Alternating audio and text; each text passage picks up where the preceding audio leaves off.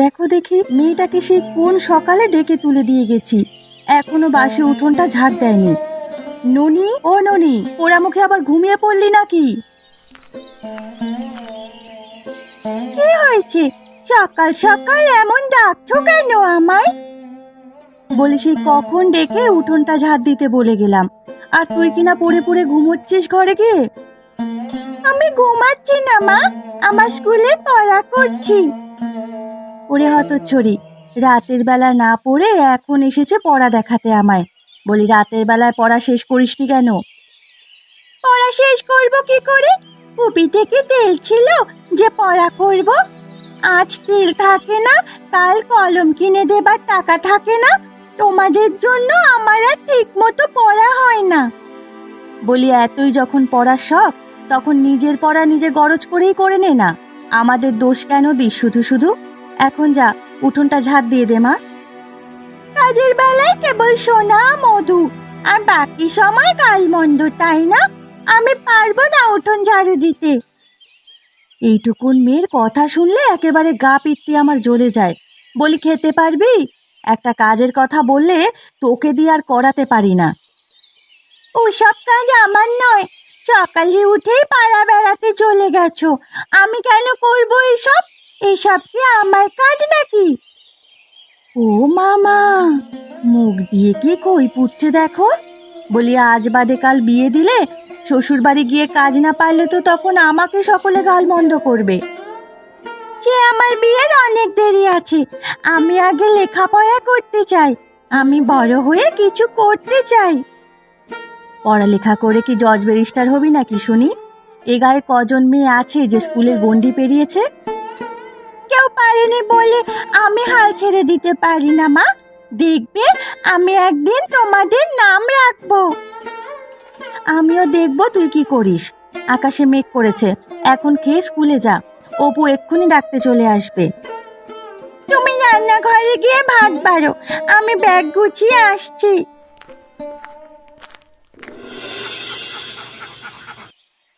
রোজ রোজ এই পান্তা খেতে ভালো লাগে না মা, সকালবেলা একটু গরম ভাত রান্না করলে কি হয়?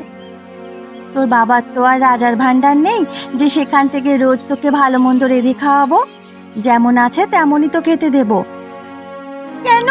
দুবেলার জন্য রান্না করলেই তো হয়ে যায়, তাহলে তো সকালে গরম ভাত রান্না করতে পারো। এই বর্ষায় যে হাল হচ্ছে চারপাশে, তাতে করে দুদিন বাদে আর খাওয়া জুটবে না। আর মেয়ে আমার গরম ভাত নিয়ে পড়ে আছে, দুদিন বাদে এই পান্তাও চোখে দেখবি না। এবারে কি বন্যা হবে নাকি মা? কি জানি, কাল রাতে তোর বাবা বলল নদীর বাঁধ নাকি ভেঙে গেছে, বন্যা না হলেও বানের জল সবার উঠোন অবধি চলে আসবে শুনলাম। তাহলে আমি স্কুলে যাব কি করে মা? এই মেয়েকে কে বোঝাবে বলো দেখি? ওরে পোড়া কপালে, বানের জল এলে মানুষ না খেয়ে মরবে, আর এই মেয়ে পড়ে আছে স্কুল নিয়ে। ননি দিদি, ও ননি দিদি, তোমার হলো? বৃষ্টি এলে কিন্তু আর যেতে পারবো না তখন। ওই দেখ অপু চলে এসেছে, এই ঢিলে মেয়েকে দিয়ে কিচ্ছু হবে না, তুই বস বাবা। না না কাকিমা, এখন আর বসবার সময় নেই, যে কোনো সময় বৃষ্টি শুরু হতে পারে। বৃষ্টি এলে আমরা আর স্কুলে যেতে পারবো না এখন। আমার খাওয়া শেষ অপু, তা বিজয় আর শ্যামল কোথায়? ওরা চলে গেছে আগে বাগে দিদি, এখন চলো আমি আর তুমি যাই। হ্যাঁ হ্যাঁ, আমরা যাই। মা আমি আসি। বৃষ্টি এলে কোথাও দাঁড়িয়ে নিস একটু, ভিজলে কিন্তু জ্বর উঠে যাবে। ঠিক আছে মা।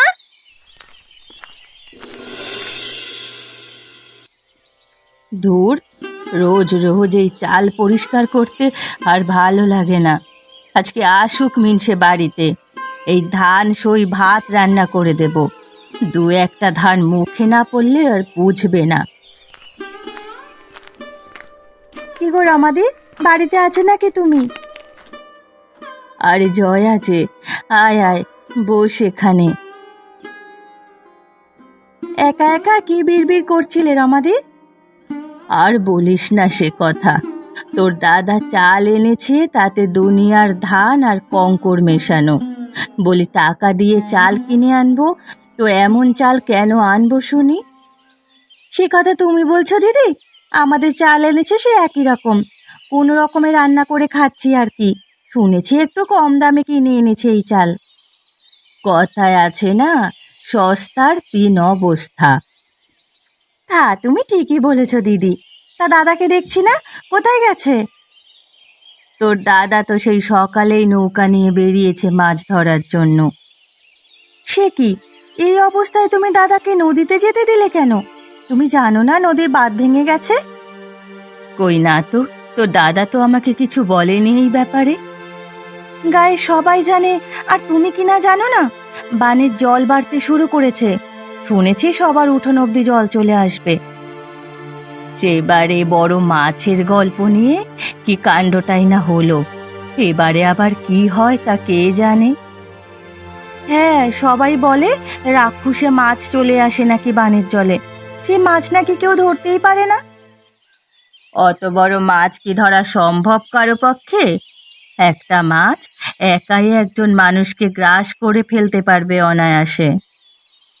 আমার তো এখনই খুব ভয় হচ্ছে রমাদি, না জানি এবার বানের জলে আমাদের জন্য কি বিপদ আসছে।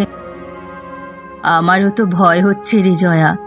লোকটা এই অবস্থা জেনেও কেন যে নদীতে গেল, আমি আগে জানলে তো কখনোই যেতে দিতাম না। থাক, এখন আর ভয় পেয়ে কি হবে বলো? দাদা বাড়ি এলে বরং বুঝিয়ে বলো এই কদিন নদীতে মাছ ধরতে না যেতে। সে আমার কথা শুনলে তবে না, এই যা বৃষ্টি শুরু হয়ে যাচ্ছে দেখছি। আমি এখন আসি গো দিদি, এখন না গেলে পরে ভিজে যাব।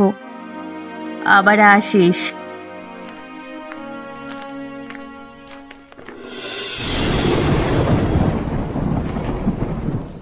কি বৃষ্টি শুরু হলো দেখো তো, আজ একবার স্কুলে যাওয়া হলো না। কালও যদি এভাবে বৃষ্টি হয় তবে আমি স্কুলে যাব কি করে?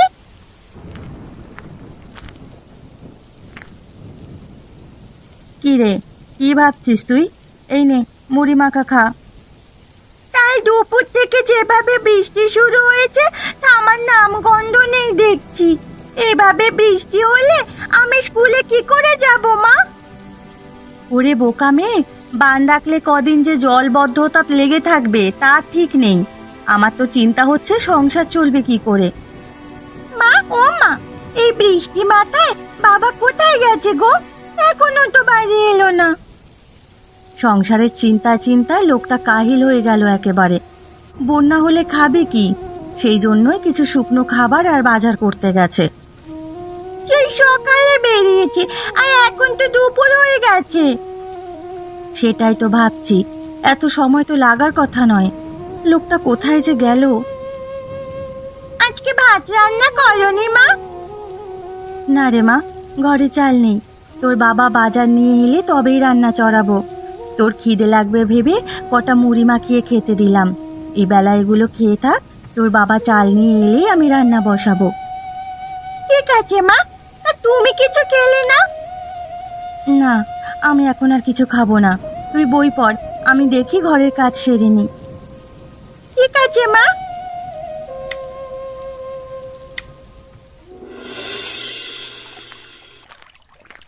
এই রে, আজকে বাড়ি যেতে তো দেরি হয়ে গেল। বাড়িতে বানের জল ঢুকেছে কিনা কে জানে। কাজ না থাকায় একটু দূরের গাঁয়ে গেছিলাম। গ্রামে ঢুকতেই তো খবর পেলাম বিকেল থেকে বানের জল আসা শুরু করেছে। আরে ওটা গোপাল না? এই তাই তো, গোপালই তো। তেমন তাড়াহুড়ো করে যাচ্ছে কোথায়? কি এ গোপাল, এত তাড়া নিয়ে চললে কোথায়? আর বলো না মানিক দাদা, গিয়েছিলাম দূরের গাঁয়ের কাজের জন্য। ফিরে এসে শুনি গ্রামে নাকি বানের জল ঢুকেছে। শুধু কি বানের জল, ওরে জলের সাথে যে একটা রাক্ষসে শোল মাছ ঢুকেছে সে খবর কি পেয়েছিস? বলো কি, রাক্ষসে শোল মাছ বলতে ঠিক বুঝলাম না তো। ওরে ওই মাছ তো অনেক বড় দেখতে, আর শুনেছি মানুষের বাচ্চা ছেলে মেয়েগুলোকে বাগে পেলে গিলে খাচ্ছে। হায় হায়, সে কি কথা! মাছ আবার মানুষ খায়, এটা তো কখনো শুনিনি। তবে বলছি বই কি, সুযোগ পেলেই বাচ্চা ছেলে মেয়ে গিলে ফেলছে। আরে আমরা তো খবর পেলাম নদীর পাড়ের জেলেদের কাছে গিয়ে। তাহলে তো বাড়ি গিয়ে আমাকে ননিকে সাবধানে থাকতে বলতে হবে। সবাই মিলে কি ওই মাছটা মারা যায় না কোনোভাবে? মারা গেলে তো আমরা সবাই যেতুম, কিন্তু ওই মাছের গায়ে নাকি বিশাল দানবীয় শক্তি, কেউ তার কাছে যাবার সাহস পায়নি। তাহলে এখন কি হবে দাদা আমাদের গ্রামের? আমাদের গ্রামে এখন ওই মাছের দেখা মেলেনি, কেবল লোক মুখে শোনা যাচ্ছে, এখন দেখি কি হয়। তা তোমরা এই ভর সন্ধেবেলায় কোথায় গেছিলে দুজনে? আমরা গেছিলাম নদীর পাড়ে, মানে বাঁধ ভেঙেছে সেটা দেখতে। সবাই বাড়ি বাড়ি নাকি জল ঢুকেছে। তুই তাড়াতাড়ি বাড়ি গিয়ে দেখ দেখলি তোর বাড়ি কি হাল, মানে কি হাল হয়েছে। ঠিক বলেছ, না জানি ননি আর গিন্নি একা একা কিভাবে সামলাচ্ছে সব। আমি বরং বাড়ি যাই। হ্যাঁ হ্যাঁ, তাই যা, আরে আমরাও আমাদের কাজে যাই, বুঝলি? এই চল চল, মানে চল। কি হয়েছে জেঠিমা? কমলা কাকিমা অমন জ্ঞান হারিয়ে পড়ে আছে কেন? কমলার চিৎকার শুনে তো আমরা আর ঘরে থাকতে পারলাম না দিদি। কি হয়েছে কমলার? আর ওর ছেলেটা কোথায়? আমিও জানি না রে, কি হচ্ছে এই গায়ে কে জানে। আমি এসে শুনলাম কমলা মোড়লের বাড়ি থেকে কাজ করে ফিরে এসে দেখলো ওর ছেলে বারান্দায় বসে জলের ওপর ঢিল ছুঁড়ে খেলা করছে। হঠাৎ একটা রাক্ষসে শোল নাকি জল থেকে উঠে ছেলেটাকে গিলে খেয়েছে। কি সর্বনেশে কথা! জীবনেও তো এমন কথা শুনিনি যে মাছ নাকি মানুষ গিলে খায়। আমিও তো তাই শুনেই তাজ্জব বনে গেলাম। আমাদের গায়ে আবার কার নজর লাগলো? বানের জল তো সবার বাড়িতেই ঢুকছে, উঠোনে তো জল থই থই করছে। এমন হলে ছেলে মেয়ে নিয়ে বাইরে বের হব কি করে বলো তো? কিন্তু আমার কাছে ব্যাপারটা কেমন অন্যরকম লাগছে মা। মাছ আবার মানুষ খেতে পারে নাকি? বলা যায় না রে ননি, এই যে কলিকাল চলছে, এখন সবাইকে সাবধানে থাকতে হবে, না হলে কখন বিপদ যে কার ঘাড়ে চেপে বসে কে জানে। এদিকে ননির বাবা এখনো বাড়ি ফেরেনি। আমার তো খুব ভয় হচ্ছে দিদি। সত্যি সত্যিও যদি ওই রাক্ষসী শোল মাছ আমাদের আক্রমণ করে? ঘরে গিয়ে দৌড়েটে বসে থাক। গোপাল বাড়ি না আসা অবধি দরজা খুলিস না। কমলা বেচারির জন্য বড় কষ্ট হচ্ছে। সারাদিন লোকের বাড়ি কাজ করে ছেলেটাকে মানুষ করছে, আর চোখের সামনে নিজের ছেলেকে মাছ গিলে খাচ্ছে। এটা দেখলে কোনো মা কি শান্ত থাকতে পারে?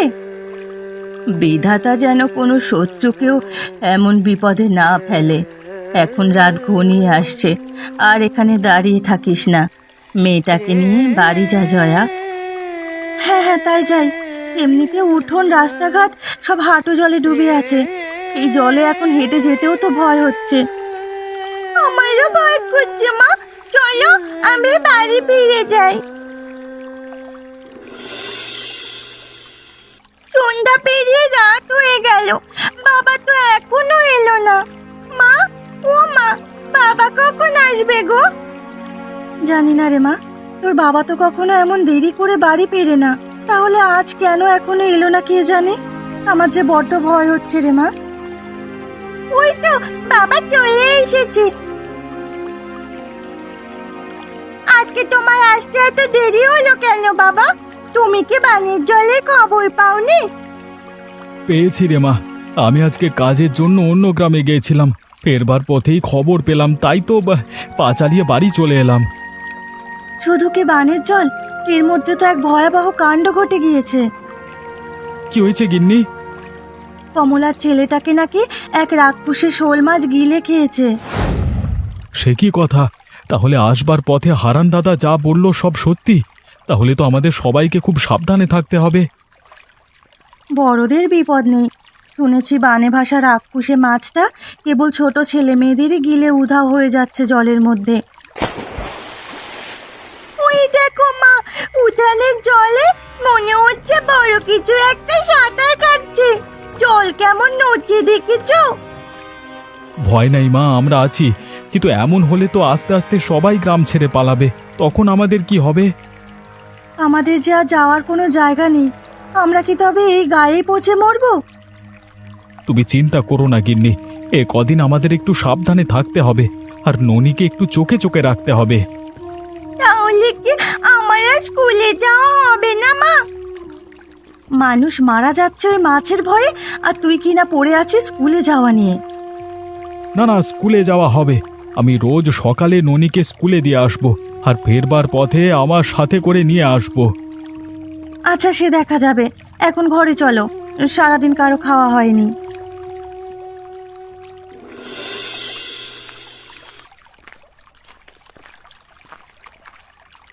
কি দিদিমণি, আপনি জলের এত কাছে দাঁড়িয়ে আছেন কেন?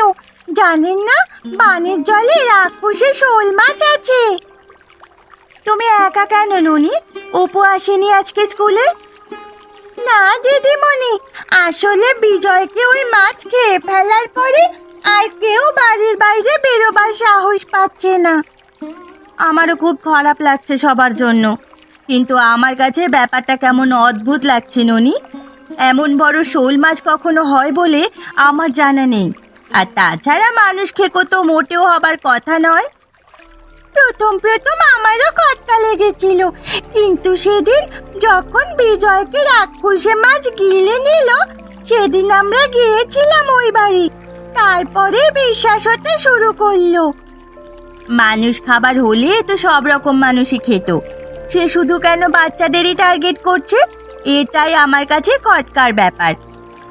হয়তো বড় মানুষ মাছটার পেটে আঁটবে না। না না ননি, কিছু তো একটা ব্যাপার আছে। আর তাছাড়া দুটো লোককে আমি প্রায়ই জলে নৌকা নিয়ে ঘুরতে দেখি। কি রে ননি, এই বানের জলে রাক্ষসে মাছ থাকা সত্ত্বেও তুই বাড়ির বাইরে কেন বেরিয়েছিস? ওই স্কুলে এসেছে পড়াশোনার করার জন্য, তা আপনারা কেন জলে এভাবে ঘুরে বেড়াচ্ছেন? আমাদের ওই মাছ কিছু করতে পারবে না।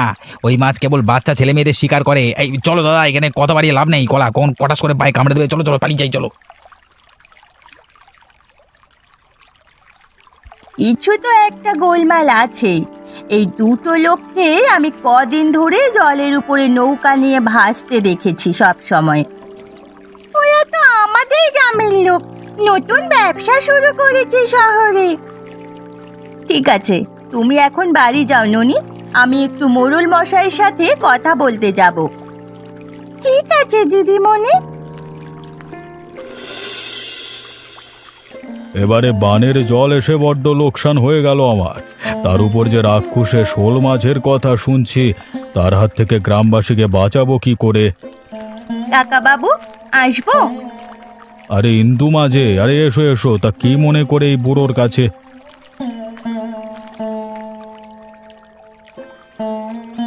আসলে আমি কিছু জরুরি বিষয় নিয়ে কথা বলতে এসেছিলাম। কি হয়েছে মা? তোমার স্কুলে কোনো সমস্যা হয়েছে নাকি? না না, স্কুলে কোনো সমস্যা হয়নি। আমি এসেছিলাম বানে ভাষা ওই শোল মাছ নিয়ে কথা বলতে।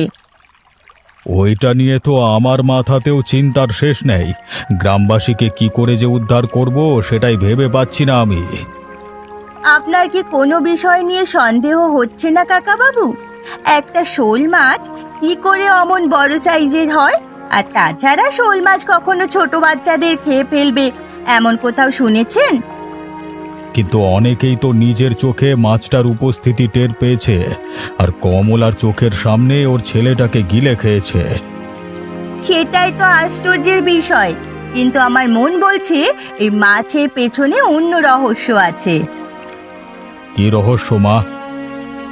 সেটা আমি জানি না, তবে আমার এই রহস্য উদ্ঘাটনের জন্য আপনার সাহায্য লাগবে কাকা বাবু। গ্রামবাসীর উপকারের জন্য আমি সব রকমের সাহায্য করতে সদা সর্বদা প্রস্তুত। বলো মা, আমাকে কি করতে হবে বলো। মাছটা তো সন্ধ্যায় শিকার করে, আর সন্ধ্যার সময় আমাদের প্রস্তুত থাকতে হবে। আর কি কি করতে হবে শুনুন তবে। কোথায় গিয়েছিলে মা? আমি স্কুল থেকে ফিরেই তোমার জন্য বসে আছি। আমি একটু রমাদির কাছে গিয়েছিলাম। তুই একা একা বারান্দায় বসে আছিস কেন? জানিস না ওই মাছ বাচ্চাদের একা পেলে গিলে খাচ্ছে? একা একা যখন থাকবি তখন ঘরের মধ্যে থাকবি, বাইরে বেরোনোর দরকার নেই। আমার একা একা থাকতে ভয় করে, তাই বারান্দায় এসে বসেছিলাম। বাবাও তো এখনো বাড়ি এলো না। আরে দিদিমণি, আপনি এখানে এই সময়? হ্যাঁ, আসলে আমি এসেছি সবার সাথে একটা জরুরি বিষয় নিয়ে কথা বলতে। এখানে বসো দিদিমণি, সবাই বসে কথা বলি। কি হয়েছে দিদিমণি, এবারে খুলে বলো তো আমাদের। আসলে আমি বানে ভেসে আসা ওই রাক্ষসী শোল মাছটার ব্যাপারে কথা বলতে এসেছি। কি কথা? ওই মাছটাকে আমরা সবাই মিলে শিকার করব। ও বাবা গো, ওই মাছ বাচ্চাদেরকে গিলে খাচ্ছে, আর আমরা যদি তার শিকার করতে যাই তো আমাদেরকেও গিলে খাবে শেষে। আপনারা শুধু শুধুই ভয় পাচ্ছেন, মাছের পেছনে লুকিয়ে আছে অন্য রহস্য। কি বলছো তুমি? তোমার কথার আগা মাথা তো কিছুই বুঝতে পারছি না আমরা। সব বুঝিয়ে বলবো, তার আগে বলুন আপনারা সবাই আমার সঙ্গ দেবেন তো? বিশেষ করে এই কাজের জন্য আমার ননিবালাকে প্রয়োজন। ননিকে নিয়ে তুমি কি করবে? ওই মাছটাকে সামনে আসার জন্য ননিকে জলের ধারে থাকতে হবে, আর আশেপাশে আমরা সবাই লুকিয়ে থাকব। মাছটা জলের উপরে ভেসে উঠলে আমরা সবাই মাছটাকে ধরে ফেলবো। না না না, আমার মেয়েকে আমি কিছুতেই বিপদের মুখে ফেলতে পারবো না বাপু। শেষে কোন অনাসৃষ্টি ঘটে যাবে তার নেই ঠিক। এর দায়ভারকে নেবে শুনি? কোনো কিছু হবে না, আমি তো আছি আপনাদের সাথে। তাছাড়া মোড়ল কাকাবাবু ও তার লাঠিয়াল বাহিনীও থাকবে। আজ যদি কেউ এগিয়ে না আসেন তবে একে একে সবার বাচ্চাদেরই গ্রাস করবে ওই রাক্ষসী শোল মাছ। আপনারা কি সেটাই চান? আপনারা কি চান গ্রামের সবার ক্ষতি হোক? কিন্তু আর কোনো কিন্তু নয়, আমি থাকতে ননির কোনো ক্ষতি হতে দেব না। কালই হবে ওই মাছের শেষ দিন এই গ্রামে। বেশ, তাহলে আমরা সবাই তোমাকে সাহায্য করব। এখন আমাদের কি করতে হবে তাই বলো। শুনুন তাহলে।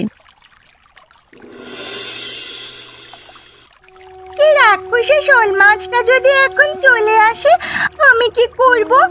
আমি কি চিৎকার করব নাকি দৌড়ে পালাবো? বাঁচাও, বাঁচাও, রাক্ষসী শোল মাছটা আমাকে খেয়ে ফেলবে।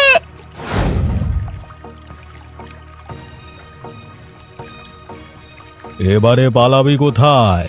এই মাছ আমাদের গায়ের বাচ্চাদের খেয়েছে, আজকে এই মাছ টুকরো টুকরো করে গায়ের কুকুরদের খাওয়াবো আমি। মাছ হলে তবে না খাওয়াবেন কাকা বাবু? মানে তুমি কি বলতে চাইছো দিদিমণি? মাছ না তবে কি এটা?